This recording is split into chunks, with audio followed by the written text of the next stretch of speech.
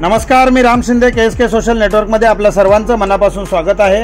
मंडळी, बातमी आहे शिवसागर जलाशयात बोट पलटी होऊन झालेल्या अपघाताची।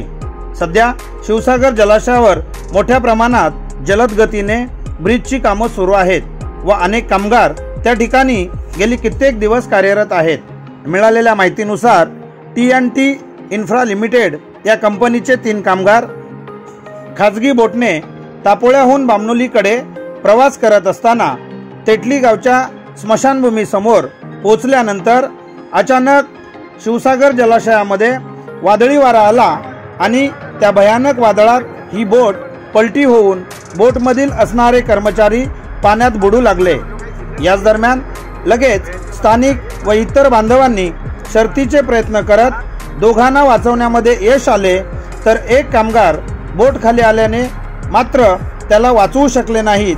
त्याचा बुडून दुर्दैवी मृत्यू झाला, तर शोधकार्य मात्र अजूनही चालू आहे।